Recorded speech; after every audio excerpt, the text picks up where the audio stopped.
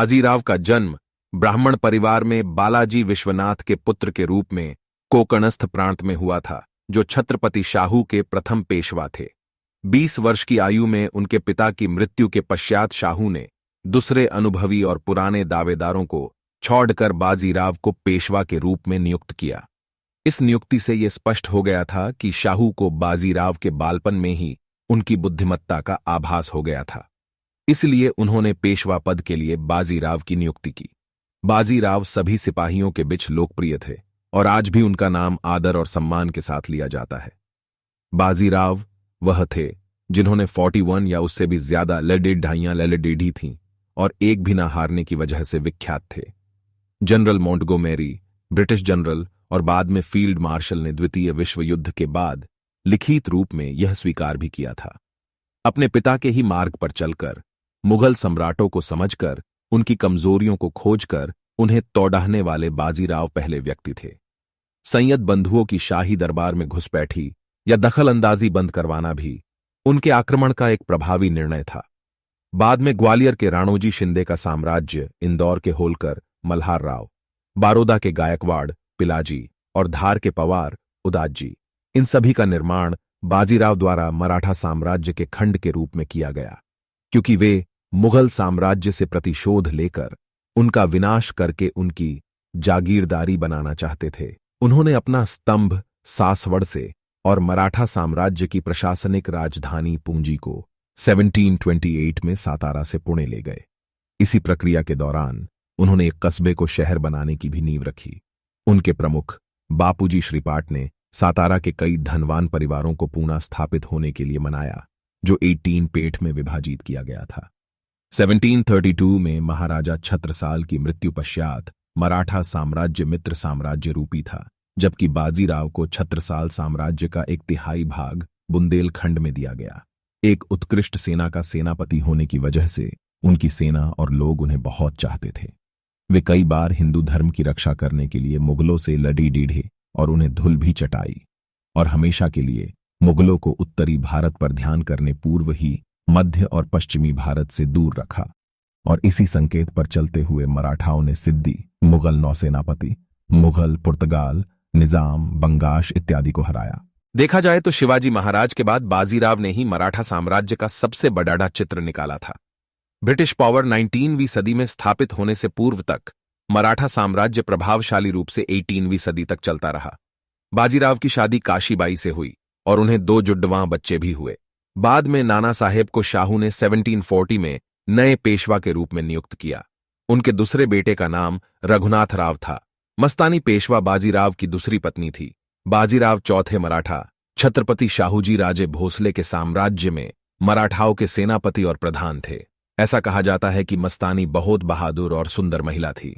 इतिहास में बहुत से प्रसिद्ध व्यक्ति मस्तानी से जुड़े हैं और उनसे जुड़ी बहुत सी कथाएं भी हैं।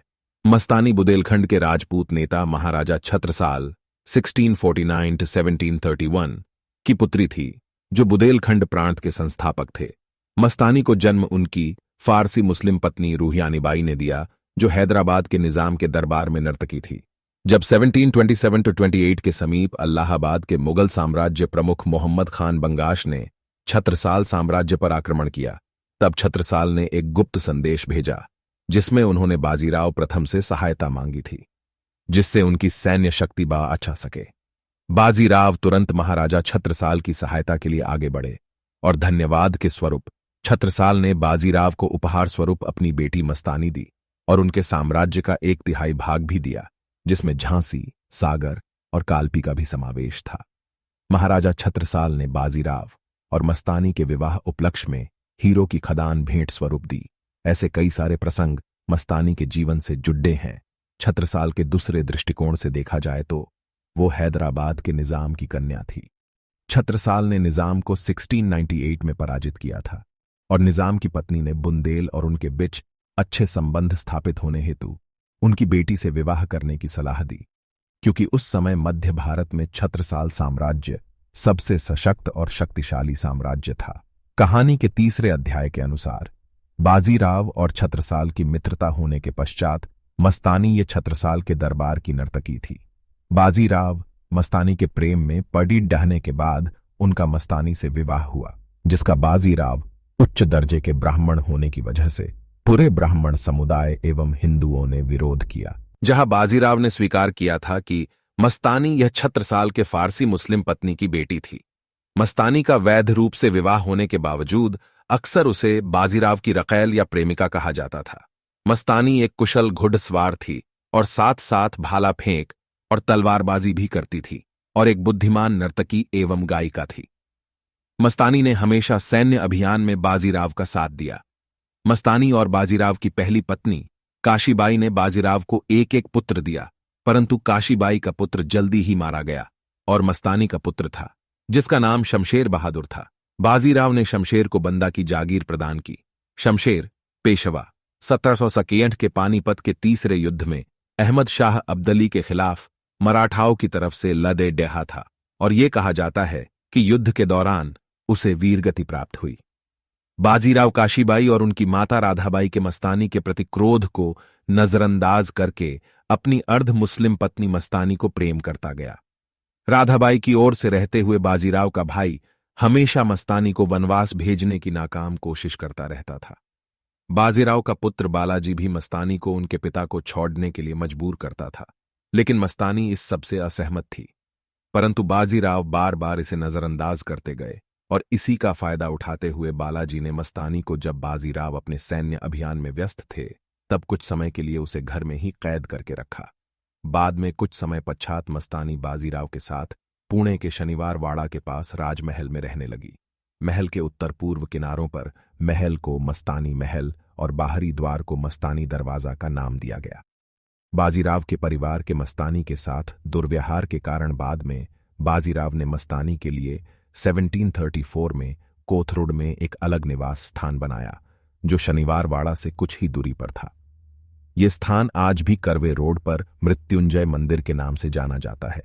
जहां कोथरूड के महल के टुकड़े टुकड़े कर दिए गए थे, वो आज भी राजा केलकर संग्रहालय के विशेष विभाग में देखा जा सकता है। परंतु इस संबंध में मस्तानी से जुड़े कोई सरकारी कागज बाजीराव के साम्राज्य में दिखाई नहीं देते।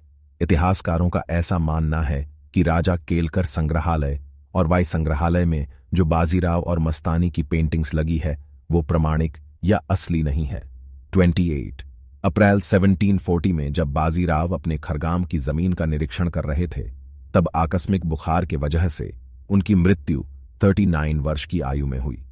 तब काशीबाई, चिमाजी अप्पा, बालाजी, नाना साहेब और मस्तानी भी खरगांव आए थे। जहां 28 अप्रैल 1740 को नर्मदा नदी के किनारे रावेर खेड़ में उनके शरीर को अग्नि दी गई और इसके कुछ समय बाद ही पुणे के समीप पबल गांव में मस्तानी की मृत्यु हो गई। उनके लिए दिल्ली में 100000 सैन्य का रास्ता भी बनाया गया, जिसका शिविर खरगोन जिले में इंदौर के पास बना हुआ है। उनकी याद में एक शिव मंदिर भी बनाया गया, जो उसी के निकट स्थित है। पौराणिक कथाओं के अनुसार बाजीराव की मृत्यु की खबर सुनते ही मस्तानी ने अपनी अंगूठी का जहर पीकर आत्महत्या कर ली थी।